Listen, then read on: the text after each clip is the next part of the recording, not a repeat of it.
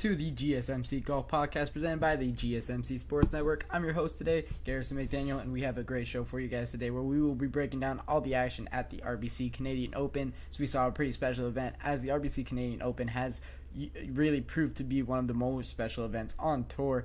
We're going to be breaking down the winner, Robert MacIntyre, talking about the leaderboard in our second segment. In our third segment, we'll be talking about Justin Thomas and his season in review or up to date. As we did this with Jordan Spieth a month ago, I think I'm going to do this with the golfers that are the biggest names in golf, talk about where their seasons are at, talk about the lows or the highs that they've been facing, and then our fourth segment will be my updated top 10 golfers in the world. It's been about a month since I've done it last. We're going to do it again, as I probably will make that about a monthly tradition here on the GSMC Golf Podcast. And then our fifth and final segment will be talking about the importance of the Memorial Tournament, as I am a kid from Columbus, Ohio, so I think that I am more than capable of speaking on the importance of a golf tournament that really is so important in my hometown.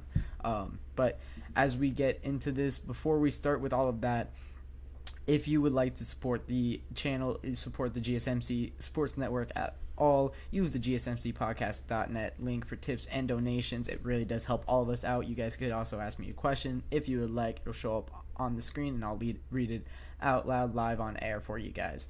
But without further ado, we're going to get right into our first segment talking about Robert MacIntyre. And as we always do, we show the scorecards from the week. This is his first round. Absolutely brilliant first round here. He shoots a 64. He finishes, I think he was tied fifth, or he was fifth, solo fifth, as there were four guys that shot 63 and 62. He was the only one that was really able to keep this momentum and keep this kind of golf up for the entire time of this tournament.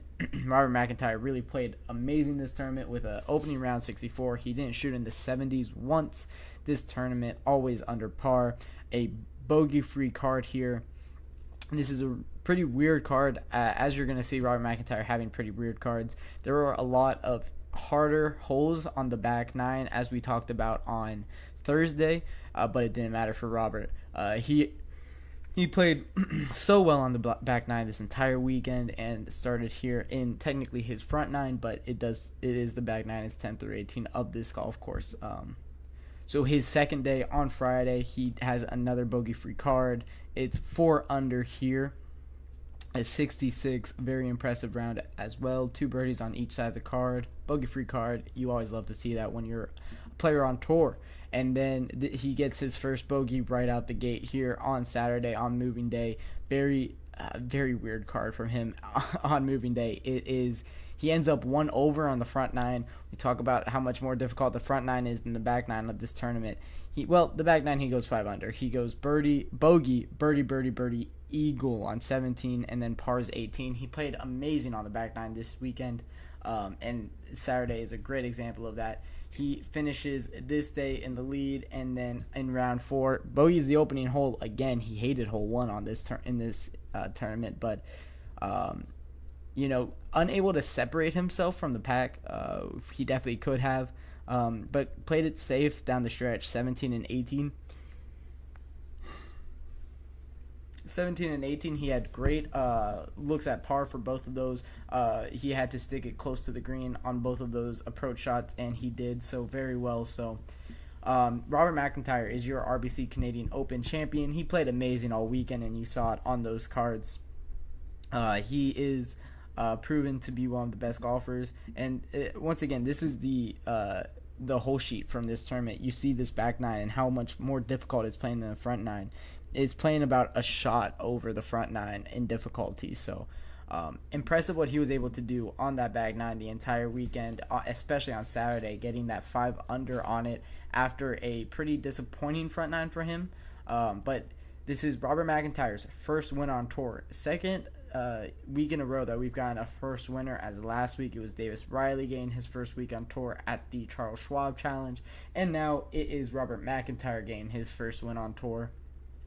We talked about how the short fields would change kind of how the tournament plays out, and this is an example of it doing so. I mean, if he had to contend with Scottie Scheffler, Victor Hovland, Jordan Spieth, Justin Thomas, all these guys, big names, maybe it looks a little bit different for him, but he doesn't have to. So Robert MacIntyre, 16 under, is the winner here. He played very well. The entire week played very well. 64 opening round, 66, 66, 68, and he is your winner. Very impressive from him. He had his dad on his bag, and it was a great moment. Jim Nantz was, of course, the one calling on Sunday, and when Robert MacIntyre made his putt to win, Jim Nantz said, so he wrote a book about his dad when his dad passed away about 16 years ago, and he said this on the post-broadcast. Now the name of the book is escaping me, but he used that line for, now I gotta look it up because it was a great moment. He used that line for when Robert MacIntyre won. It's always by my side. That's the name of the book, and that was the line that he used when they won that one. Jim Nantz is a legend, the best broadcaster, of course, in golf, but I say in all sports. I love Jim Nantz. Anytime he's calling a game, whether it's March Madness basketball or it's the Masters tournament, it's always such a special event, and he makes it even more special. So of course, big fan of Jim Nantz. Everybody in the world of sports is. So it was great to see him make that call because I think that was so great. He wrote a book about his dad when his dad passed away. He used that line, the name of the book, as the line to call a winner when Robert MacIntyre had his dad on the bag caddying for him for this weekend. And Robert MacIntyre, giving a little bit of backstory to him, grew up in Scotland. His dad is a greenskeeper at the local course there, so grew up playing golf around that course. Very, very good golfer, of course, PGA Pro, but he was never like, he was always like in that Joel Damon kind of tier of golf, like where he needed to work hard to get to be this good. Where there is just natural athletes in golf that just, it comes a little bit easier to them. For Robert MacIntyre, it's not the same with him. So very great to see him get this win. It meant a lot for Robert MacIntyre. It's been a pretty difficult season on tour for him. Before this win, he was cut at the Charles Schwab. He got a tied 8th at the PGA Championship. That was very impressive. And he was in the mix going into that Sunday, but shot at a 70 on the Sunday. Myrtle Beach Classic tied for 13th. The CJ Cup, Byron Nelson, he was cut. The Zurich Classic, he was tied for 8th. He was cut at the Houston Open. He was tied 33rd at the Valspar Championship. Cut at the Players, tied for 32 at the Puerto Rico Open, tied for 60 at the Cognizant Classic. There it is. Tied for 60 there. Tied for 6th at the Mexico Open. Cut at the Waste Management. Cut at the Farmers Insurance. Cut at the Amex. And tied for 52 at the Sunny Open in Hawaii. So he plays in a lot of tournaments, but hasn't had too amazing of a year to date. So getting a win could create a lot of momentum for this 27-year-old Scottish golfer, Bobby MacIntyre, as he's known on tour. Playing very good. I showed you the scorecard. Played near flawless on the first 2 days. So impressive from Robert MacIntyre. This weekend, it was really his approach shots that really stood out for me. He was fantastic on approach the entire weekend. We talked about him on 17 and 18, but even before that, he had a few holes that he was able to stick it right near the pin, be able to put himself, of course, getting that eagle on 17 on Saturday. That was a fantastic approach shot, and then a great putt for him as well. So Robert MacIntyre, very impressive at the Hamilton Country Club. There it is. I finally got it out. Off the tee, this season he's been 54th. All of his numbers have been pretty mediocre when you look at it, but I just gave you his results on the year, and it makes sense. Having a pretty mediocre year on tour besides this win here. 54th and off the tee, strokes gained total 41st, strokes gained putting 45th, strokes gained around the green 69th, strokes gained on approach of the green 97th. That's the only one where he's in the red for, and 97th minus .022 strokes gained. So he's been fantastic in a lot of areas of his game this year, and he was able to get the approach shots to work for him going into this tournament, and that's why he got the win. That's what I say is the area that really stood out for him. Very impressive what Robert MacIntyre was able to do. It's always hard to win your first win on tour. Davis Riley could attest to that probably from winning last week for the first time. It's not an easy feat, and he was able to do it in a pretty impressive fashion. It was closer than it needed to be, honestly. He let second place kind of hang around. We're going to be talking about more on the leaderboard in our next segment. So we'll be talking about second place and onward and how they shaped out. But for Robert MacIntyre, he wasn't able to, pull himself away as we see this round 4 scorecard. When you look at it, I think he was 3 strokes ahead going into the turn. I want to say he was pretty far ahead going into the turn, and then 2 bogeys on 12 and 13, and it got a little bit scary. But gets the stroke back on 15. Without that birdie on 15, he's into a playoff, and he was able to close it out on 17 and 18, getting pars on both of those holes. Pretty difficult shots into the green to get pars as well. So impressive stuff from Robert MacIntyre, what he was able to do in this tournament. He's going to be very happy with how he played. But that'll wrap it up for our first segment, talking about Robert MacIntyre's weekend review. When I come back, we'll be talking about the rest of the leaderboard at Hamilton Golf Club and Country Club, and talking more on the RBC Canadian Open besides just Robert MacIntyre.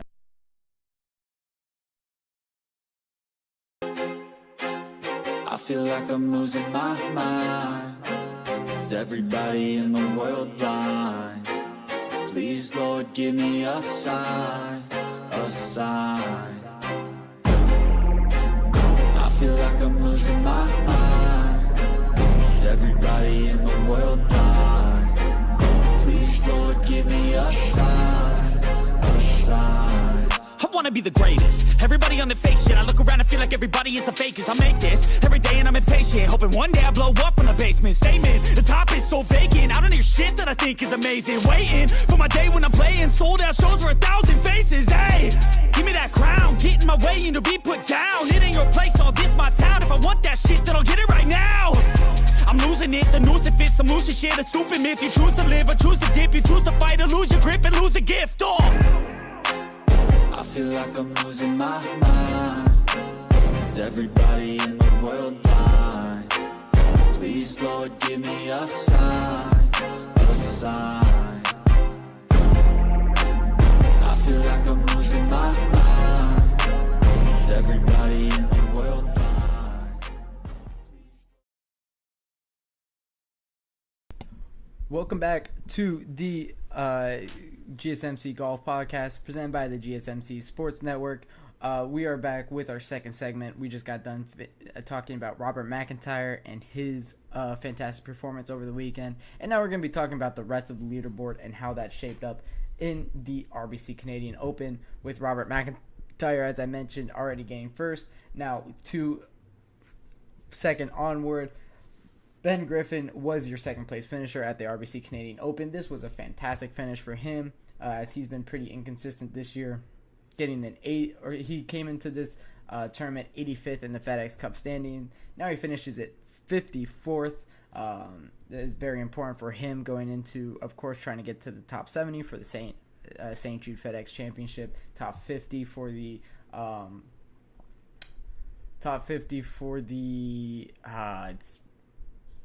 I talk about it so often. Disappointed myself, but that's blanking me as well. But for third place, it's also Victor Perez, who takes a great jump in the FedEx standings from 114th to 80th.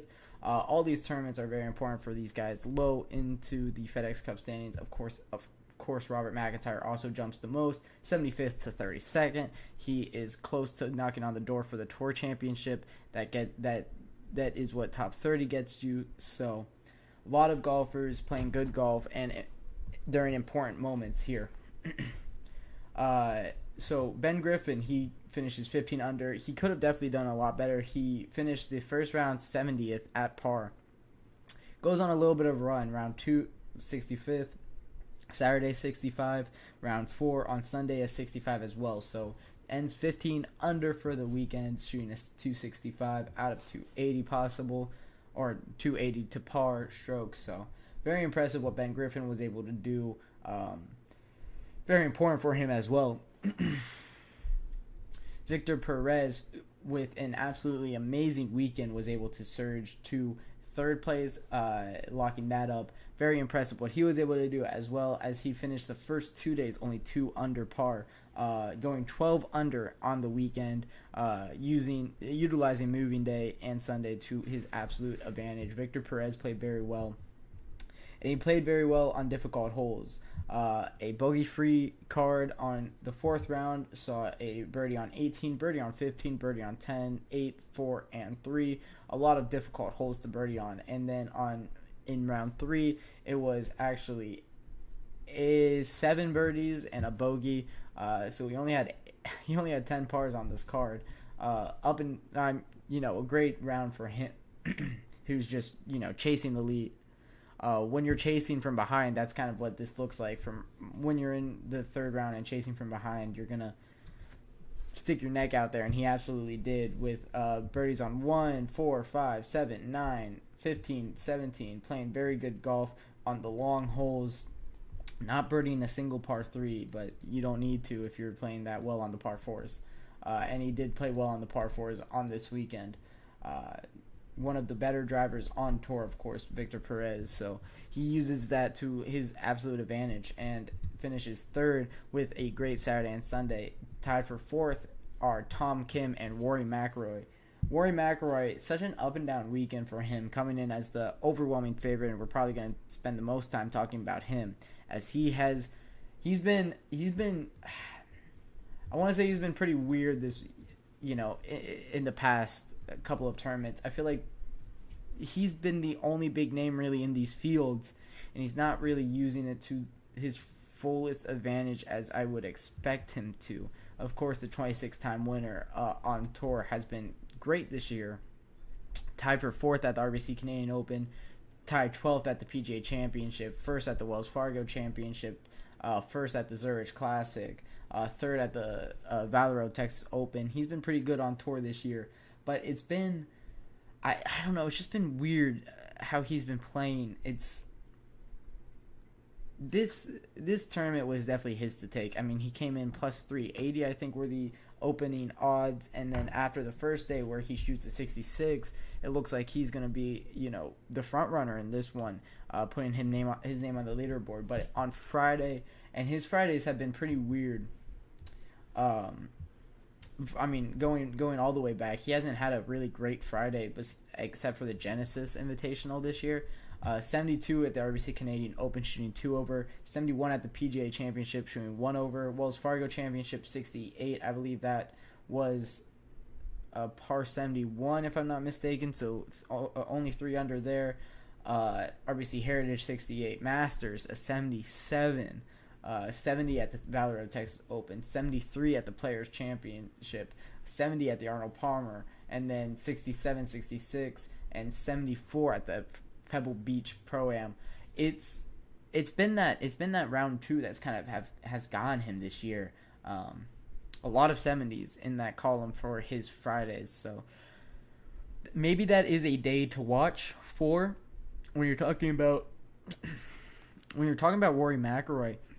His Fridays kind of stands out for it. So when you're watching him on these Fridays, maybe even into Memorial, at the U.S. Open for the next 2 tournaments, watch him on that Friday, see how he's playing. If he's playing well, he'll definitely put himself in a great spot to win. At the Wells Fargo, where he won it, he shoots a 68. At the, I don't have the scores for the Zurich Classic, the other tournament he won this year, because that's the partner tournament. And the scorecard, it's not something easy to read, as it is the scramble. So for Rory McIlroy, tied for 4th in this one, a great result, but this was definitely his to win, and he's just not able to do it, not able to separate himself from the other once again. Rory McIlroy, it's something that Scottie Scheffler never fails to do. He always separates himself from the other, and Rory McIlroy has had that trouble the last few years, being able to put that. There there is more of a space between 1 and 2 or 1 and 3 than there is between 2 and 4 or 3 and 4. So we're going to talk about my top 10 golfers in the world, but that'll all make sense when I get to that, because I will be breaking that down and what I mean by that when we get to that fourth segment. But yeah, I just think Rory McIlroy isn't on the what I'm saying is he's not on the same tier as Scottie Scheffler, but he is on the same tier as like a Wyndham Clark or a Sahith Theegala or Ludwig Åberg, Victor Hovland, like those guys. The guys that you expect to contend in every tournament that they play in, but aren't the favorite, you're not expecting them to win. Anytime that Scottie Scheffler tees the ball up, you expect him to go out and win. And that's kind of what you expect for Rory McIlroy, the superstar that he's built himself up to be. But he's just not. So we'll see how he plays at the Masters. Hasn't historically played well at the Masters tournament, not winning yet in his career. So I'm excited to see, or the Masters, the Memorial. Both start with an M. Cut me some slack. But yeah, hopefully he can turn it around, because when Rory's winning, it's a very fun thing to watch. When that driver is on, there's nothing like it in golf. So we'll see if he could get back to that next week. But moving on, our highest finishing Canadian on the list is Corey Connors. He finishes 4 back of the lead. Mackenzie Hughes had a very great chance going into this Sunday. Shoots a 70. If Mackenzie Hughes can shoot, I mean, in hindsight, if he shot a 64, that would have been to tie, but that's very difficult to do on a Sunday. So no, I don't blame him for not contending with the lead, but he does fall off after he was second place going into Sunday. 69, 64, 67 going in, and then a 70 even par finishes him at 10 under for the weekend.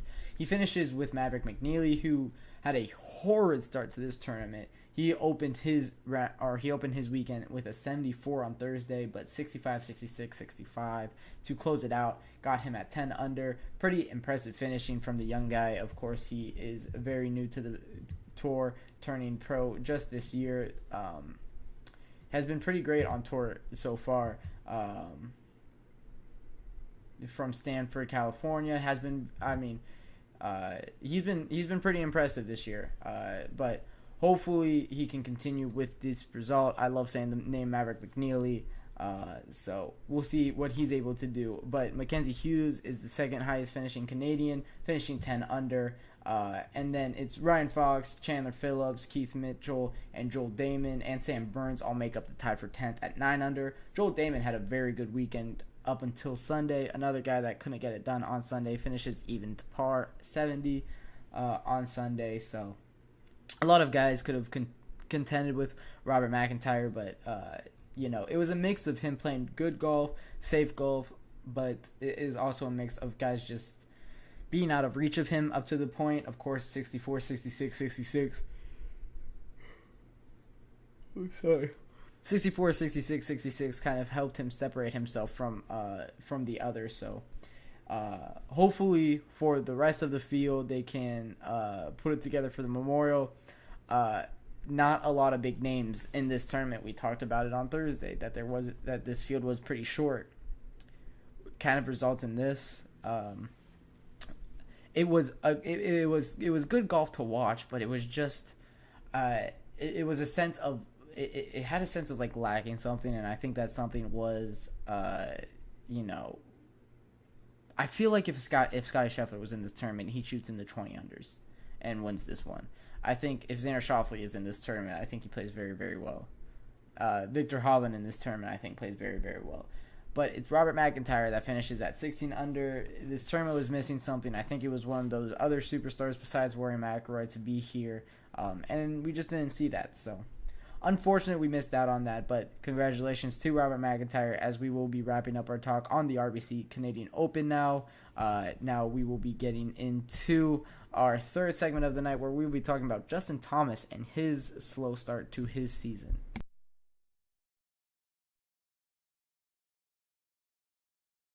Looking for your daily fix of sports talk without having to pay for it? GSMC Sports Network is available on YouTube. Just search GSMC Sports Network. Get your fix of daily sports talk shows on YouTube, absolutely free. NFL, college football, NBA, MLB, MMA, UFC, fantasy football, and so much more. GSMC Sports Network has shows running all day long, with new sports shows starting every 2 hours. Just like on your favorite cable sports channel, except GSMC Sports Network is absolutely free. Just search GSMC Sports Network on YouTube to catch one of your new favorite shows, like the GSMC College Football Podcast, Chip Shot Football Podcast, Hoops and Heels Women's Sports Podcast, GSMC Basketball Podcast, and so many more. Check it out for yourself. GSMC Sports Network, now available on YouTube absolutely free. Search GSMC Sports Network on YouTube right now. Welcome back to the GSMC Golf Podcast presented by the GSMC Sports Network. We're talking about Justin Thomas and his year to date, as he has had a very interesting year, and we're just going to start by talking about his results. He hasn't played since the PGA Championship. That was the last tournament he has played in. Kind of has helped to these short fields, looking for some solution in his game. This is the second kind of long break he's taken this, or third long break that he's taken this year. I'm sorry. So before the Wells Fargo, he hadn't played in 3 weeks. Before the Wells Fargo Championship, he hadn't played in 3 weeks. RBC Heritage was the last one he played back in April. 21st of April was when that tournament was. That was after his cut at the Masters. And then he took another break between the Genesis and Arnold Palmer. That was about a month-long break. He's searching for something in his game, and I can't tell you what it is, really. His putting has been horrendous this year, but his putting has never been his strong suit. He's been great all over the golf course.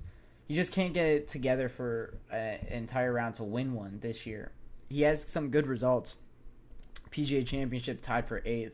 Wells Fargo Championship tied for 21st after a good opening round but disappointing kind of fall off to end even to par on Friday, Saturday, and Sunday.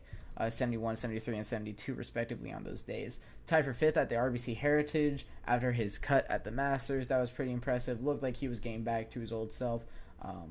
But before that, it was the Valspar Championship where he tied for 64th. He was cut at the Players, tied 12th at the Arnold Palmer, cut at the Genesis, tied 12th at the Waste Management, Phoenix Open, tied for 6th at the Pebble Beach, tied for 3rd at the Amex. Starting the year, tied 3rd, tied 6th, tied 12th. You expect him to be contending for a lot of these tournaments going into this year. It looked like he was really turning the tide. On his swing, it looked really good. His driver was playing amazing. As of recent, it's been pretty bad, and it's been very disappointing. And when you look at his stats, it doesn't answer questions, but you can see really what we're looking at here in his stats. On his strokes gained, approaching the green has been great. It's 7th in the entire tour. Strokes gained off the tee, 47th on the tour. Strokes gained total, 13th. Strokes gained around the green, 10th. Very high up on a lot of these, numbers and statistics. And he's been looking great. And his swing has been great, but putting has been horrendous. 159th on the tour in putting, and it's just all over. It's just all over the place in putting. In total putting, he's 105th. Putts per round, he's at 68th. One putt percentage, only 40% of his greens or of his made putts are only in one. That's 89th. 3-putt avoidance has been pretty good. He only 3-putts about 2% of the time, so that's pretty impressive. 33rd ranking there. Average distance of putts made, though, is 65 feet and 8 inches for a tournament. For a round. That is 65 and 8 inches for a round.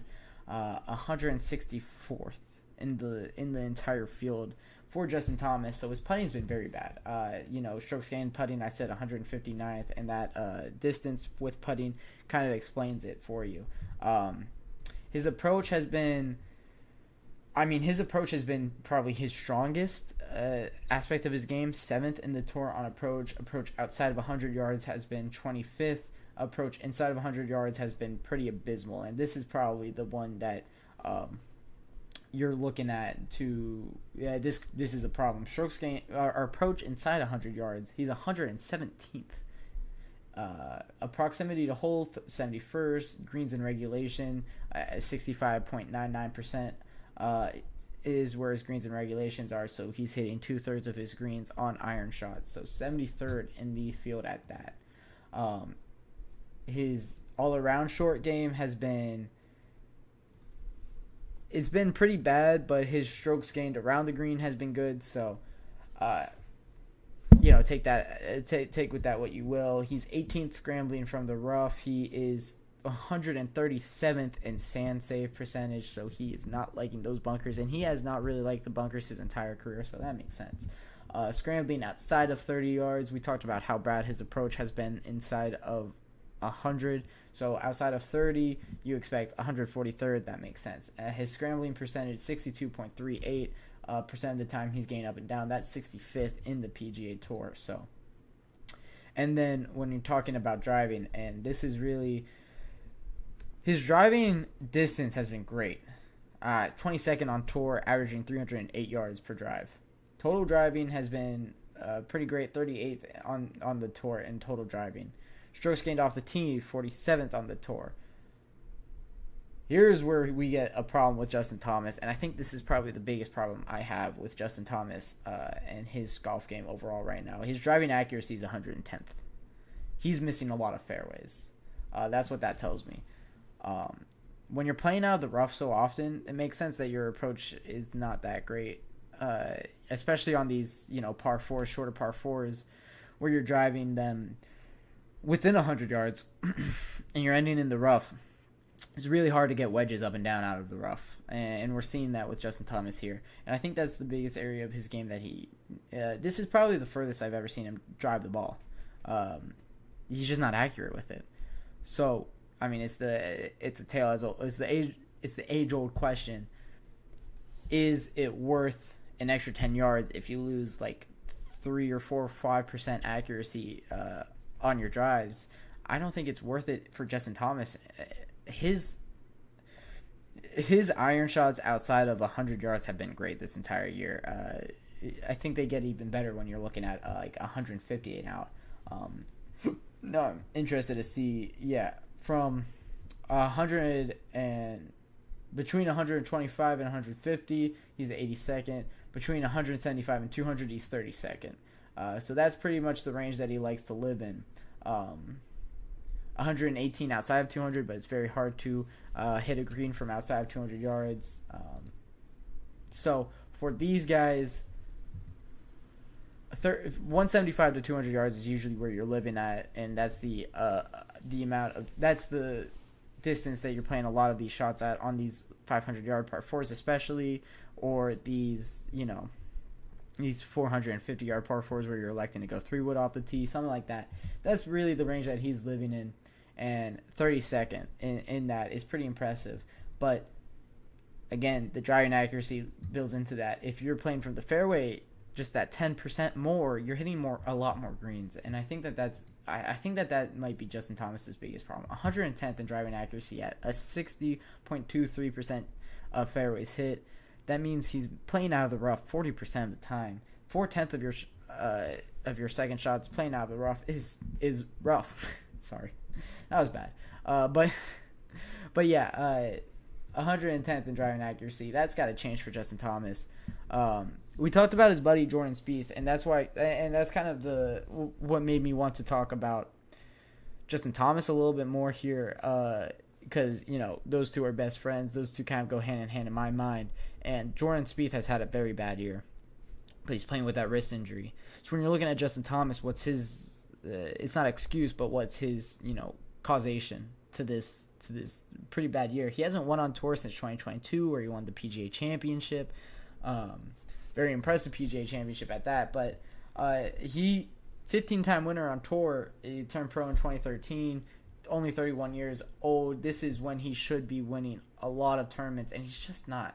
14th in the FedEx Cup as things stand right now. Makes sense. He's playing well enough to get into position on these on these leaderboards, but he's not putting himself in contention to win a tournament that you kind of expect these guys to do. So 14th in the FedEx Cup, right behind Jason Day, who hasn't played golf in a pretty long time. He's been taking a break. When was the last time he's played golf? Now I'm actually curious. It's been since the PGA Championship was the last time that he swung a club in a major tournament. Of course, he's had a pretty good year, Jason Day, making a lot of leaderboards, but he hasn't been able to win one yet in 2024 either. And then he's right above Patrick Cantlay. So when you look at Justin Thomas, 14th in the FedEx Cup standings, he looks like he's been playing very well, but not winning a tournament this year is very disappointing for him, and I know it is, and I know he wants to be winning on tour, so we'll see if he can turn this around. It's been a disappointing year for Justin Thomas up to this point, but he has another half of a season to be able to turn this around and put together a good 2024. Hasn't won on tour since 2022. We'll see if that can turn around. But that'll wrap it up for our discussion on Justin Thomas. When I come back, we will be talking about the best golfers in the world and my top 10 list of best golfers in the world.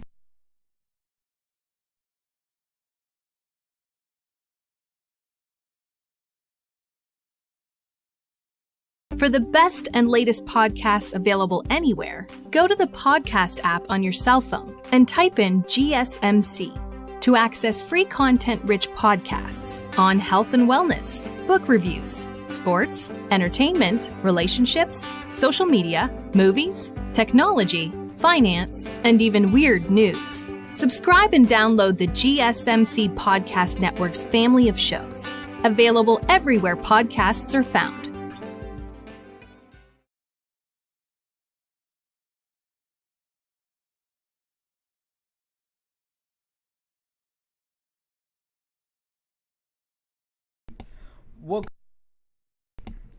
Welcome back to the GSMC Golf Podcast presented by the GSMC Sports Network. We're talking top 10 best golfers in the world, and I think we should just get right into this segment. Don't you? When we're talking about the top 10 best golfers in the world, I'm going to start by, he was at 4th on my list about a month ago when I did this most recently. Ludwig Åberg, he has not played golf in a very long time. That's why he is number 10. He hasn't played since the PGA Championship. Didn't look too great in the PGA Championship. Of course, he played amazing the Masters. The first part of the season, he looked fantastic. The young Swede, that's where he's from. I was thinking about the flag. The young Swedish phenom, Ludwig Åberg, he is number 10th on my list. One of the best, one of the best golf swings in golf that, if you're taking a robot to a golf swing, it's Ludwig Åberg's swing. He's been fantastic all season long. So he is coming in at my number 10, has had a very impressive start, but has slowed down. That's why he dropped 6 spots to number 10. He was 4th. I might have overreacted with that 4th, but nonetheless, number 9 will be Sahith Theegala.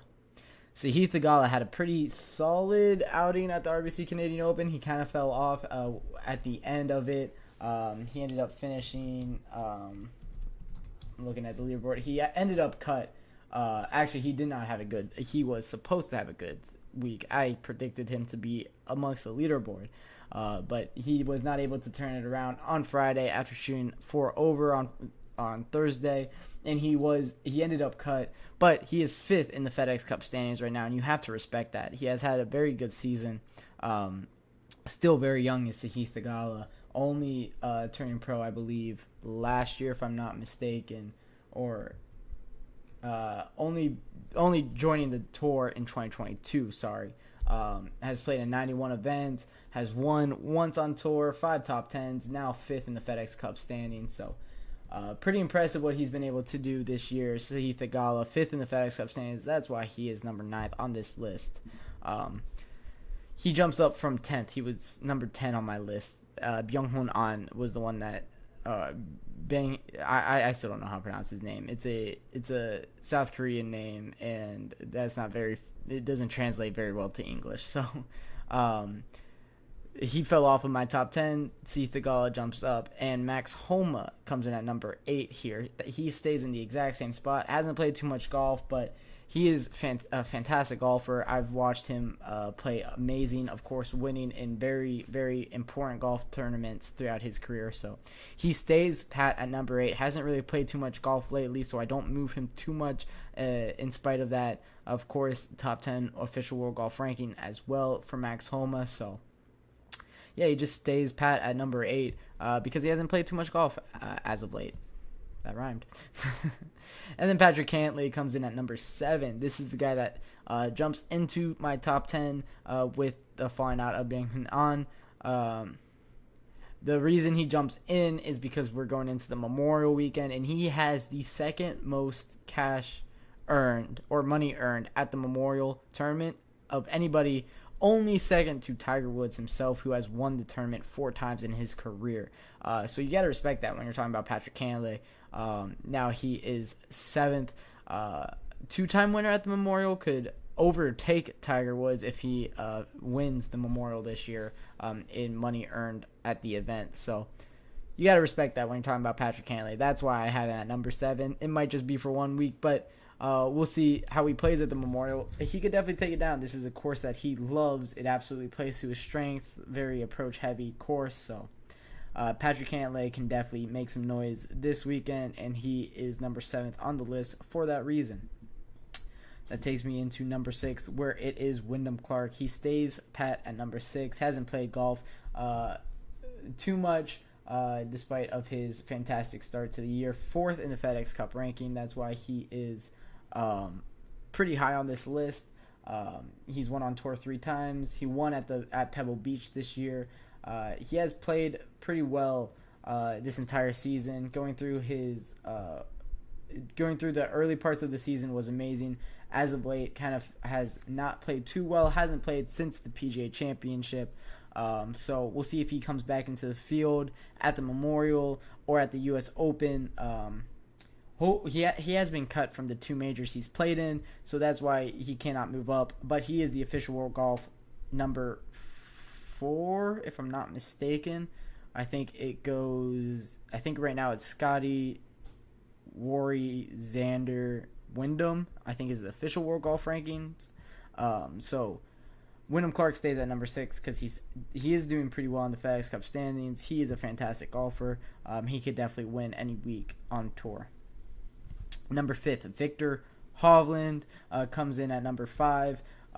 For this weekend, really, he is the reigning Memorial Cup champion. He has played very well on tour in his last few starts. Of course, finishing 2nd in the PGA Championship, had a chance at winning that. But of course, Xander Schauffele goes end to end and plays absolutely amazing at Valhalla. Victor Hovland also played amazing. We saw vintage Victor for that weekend, and that gave me enough hope to say this guy is back. He won the FedEx Cup last year.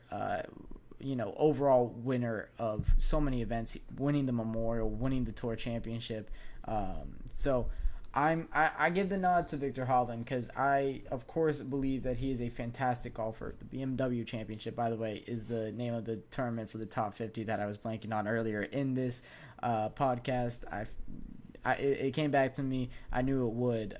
But yes, Victor Hovland won that as well last year. I believe he won the BMW and the Tour Championship, securing the FedEx Cup last year. Number 5, because he's still a fantastic golfer. Number 4 now, Colin Morikawa. Pretty weird year for Colin Morikawa. He is pretty high up on the FedEx Cup standings. He is 6th on the FedEx Cup standings. When you're looking at his results on the year, it's been very up and down.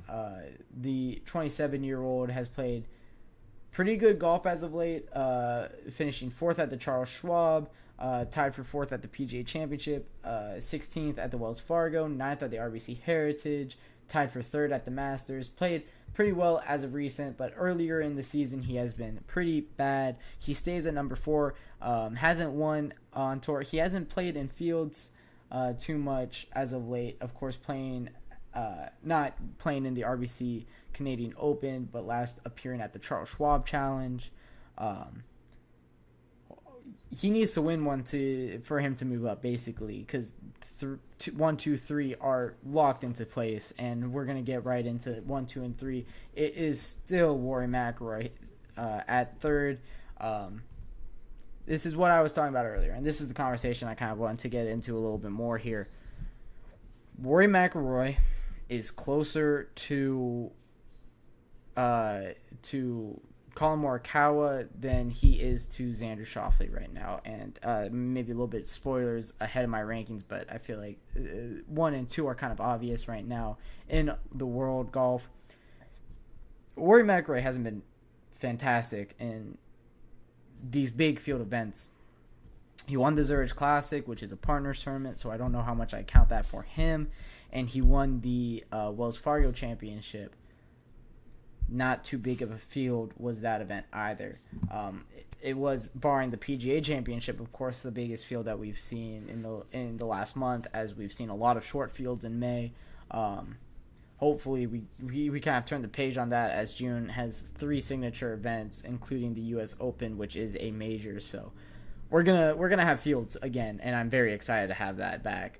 But for Rory McIlroy, he cannot move up until he wins one of these bigger tournaments, which this number 2 guy, that leads us right into Xander Schauffele, and he deserves number 2 because he won the PGA Championship. He is one of 2 guys that can say, I am currently holding a major for the year of 2024. The other one is the number 1 overall golfer in the world, and he's not moving for a very long time. Xander Schauffele is playing fantastic golf on approach, on drives. He's playing safe. He's playing conservative when he needs to, and he's attacking early in tournaments. He's playing great golf.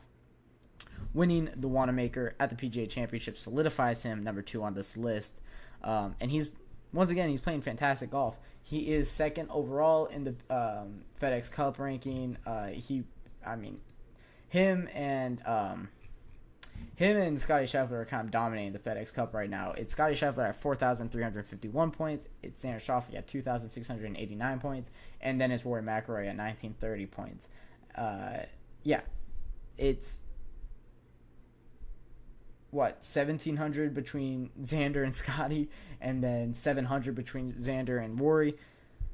These guys, there's gaps, right? There's levels to this. Scotty Scheffler is the best golfer in the world, and that is why he is my number 1 golfer in the world. Fantastic at every aspect of golf. On approach, the best. Strokes gained off the tee, one of the best. Strokes gained around the green, one of the best. He finally learned how to putt. He's been very dangerous on the green. Best golfer in the world, no doubt about it. No reason to make it more complicated than it needs to be. Scotty Scheffler has been fantastic, having one of the best seasons we've seen. Despite the lack of wins in the last month, that doesn't really matter. He's gonna get back to it. He hasn't played, or he played at the Charles Schwab, so he didn't play last week. But before that, it was like a month before he played again.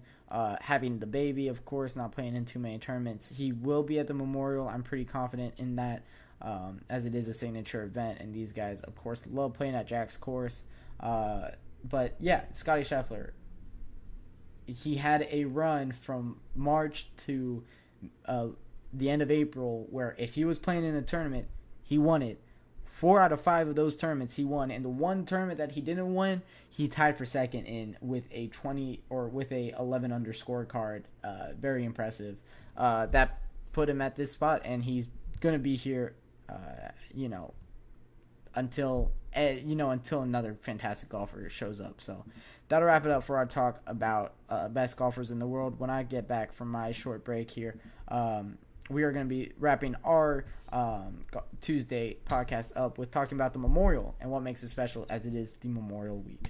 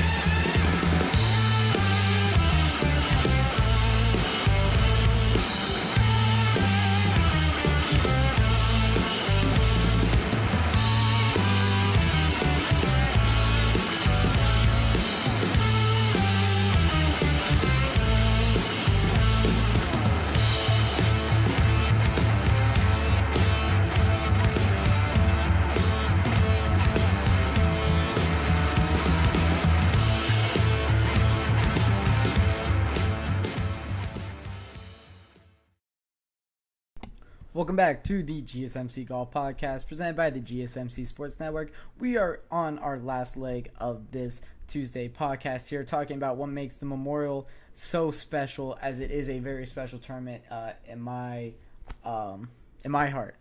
I grew up in Columbus, Ohio. This is, when it's Memorial Week, when it's Memorial Day weekend, this is a very special event for so many people in Columbus, Ohio. I've driven by this golf course, I can't tell you how many times. And it really means so much. Seeing Muirfield Village, it is such a beautiful, beautiful place in Columbus. It is in Dublin, Ohio, for those of you that are not familiar with the area. It is northwest of Columbus, pretty much directly northwest. You take 315 to 270 over to Sawmill Road, and then you could get onto, I think it's 750, which is the street to get you there. I've taken that I've been around the area so much of my life. So much of it has been spent, of course, around Dublin, Ohio. I worked in Dublin for a couple of years, so very meaningful is this tournament for me and for a lot of people in Columbus, Ohio. What makes it so special? It's Jack's course. It's Jack Nicklaus being the best golfer in the world before Tiger Woods came along and destroyed every single record imaginable in golf, and is now, of course, the undisputed GOAT of golf. But for Jack Nicklaus, went to Ohio State. The outer belt of Columbus is named the Jack Nicklaus Freeway. Very important figure in Columbus, Ohio. Everything, Dublin, a prominent suburb in Columbus, really is built because of what Jack Nicklaus has done, and it's very special. And the golf course at Ohio State that I've played on is dedicated to Jack Nicklaus. The Golden Bear means so much for this game. He gave his entire life to golf. He's still teeing off at the Masters so many years later. He means so much to this world of golf that we celebrate. And this week, of course, this is his golf course. This is his tournament. The reason it's a signature event, and it's because of Jack Nicklaus. He's a fantastic course designer. He designed Valhalla, the course that was used for the PGA Championship this year, and he designed, of course, Muirfield Village, as this is his tournament. He makes subtle changes every single year to this tournament to make it just a little bit harder. Last year, it played as hard as it ever has. Victor Hovland was the winner last year, and we'll do a full preview of the golf course and of Muirfield Village and the Memorial Tournament on Thursday. This is not my preview podcast, but I do want to talk about what makes the Memorial so special. Right now in Dublin, Ohio, in Bridge Park, where where a lot of things happen in Dublin, for those of you that aren't familiar, there's this huge poster of the Memorial. There's a huge golf ball in Dublin, Ohio. It means so much to that city. When you get so many people coming into the city, it means so much. They do a fantastic job. The Memorial is a very special time and a very special event in Columbus, and that's what I wanted. I just want to spend some time talking about that. Last year, Victor Hovland won, and it was a very impressive win. The tournament played as difficult as it ever played. As I mentioned, he finished with 281 strokes. Nobody has really eclipsed the 280 point besides Kenny Perry in 2008. That was pretty down year across the entire, all of the signature events were pretty down year, but Victor Hovland last year, 281 in a very stacked field was, it showed how difficult the course was, and the course always plays so fun. It changes so often, as I mentioned. He makes, there are so many bunkers, there's water all over the course. He really makes it as interesting as it possibly can. So the Memorial is a once again, I can't say this enough. It's a very special event, and it's one that I'm very much looking forward to. I always get so excited. Unfortunately, although I've lived in Columbus for 20 years that I've been on this earth, I have not once in my life been to Muirfield Village to watch the Memorial Tournament. I mentioned that I've driven by it countless of times. I have, but I've never been on the course. I've never, seeing these guys tee off on it, that's definitely something I would definitely look forward to eventually in my life going to do so as a journalist. But yeah, when it comes to this tournament, it is the only one that gets played in Ohio, right? There's no real big golf courses in Ohio besides Muirfield Village. So when it does happen, a lot of guys get up for it, which makes the atmosphere so great and so special. It's one that stands out for me, and it's one that I mark on my calendar. It plays as like a fifth major. A lot of people talk about the Players Championship being a fifth major. A lot of people talk about the Memorial. The Rocket Mortgage is a fantastic signature. Wells Fargo Championship is a fantastic signature event. But this one, I think, for me, is the most special. A lot of guys would say the Players is the most meaningful to win outside of the majors. I would say that the Memorial is a great one to win. I mean, when you look at the list of winners, and we'll talk about this again on Thursday, Victor Hovland, Patrick Cantlay, John Rahm, Bryson DeChambeau, Hideki Matsuyama, Tiger Woods 4 times, or 5 times? He's won it 5 times, sorry. That's insane. This guy was so good. But Tiger Woods 5 times, Steve Stricker, Justin Rose, Jim Furyk, Fred Couples, Vijay Singh, Greg Norman, Kenny Perry, Jack Nicklaus, of course, in 1984 won it, and in 1977. So I can't believe Jack Nicklaus won on his own course. He's won it twice on this course. But yeah, I mean,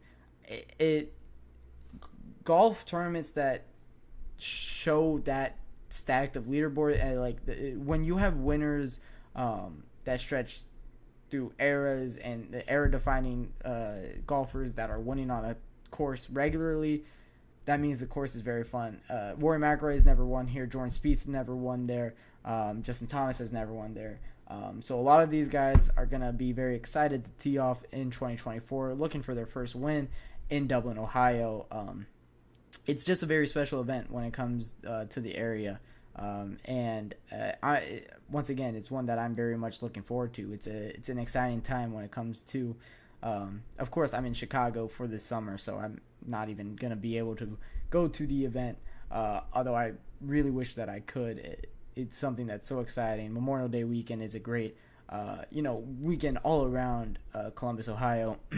The entire week leading up to it's also pretty cool, so I'm very excited to see who wins this year. I think that Scotty Scheffler hasn't won here yet. He definitely has a chance. We talked about how good of odds Rory McIlroy has here. So a lot of guys looking for their first at the Memorial, and I think it's one that that would mean a lot. It is at the bare minimum a top 7, I would say, event on the tour for the year. So I'm excited for this one, how it plays. A lot of guys are going to be excited for it as well.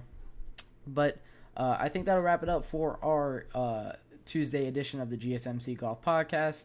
Thank you all for tuning in, and your support means a lot to us. If you would like to like and follow the show, that would mean a lot to us as well. If you want to subscribe to us on YouTube, all that support means so much to us. We also have Twitter, TikTok, Facebook, and Instagram that you guys could support as well. Anything means any help really means a lot for us. So thank you all for tuning in once again, and all of you guys have a fantastic and wonderful evening.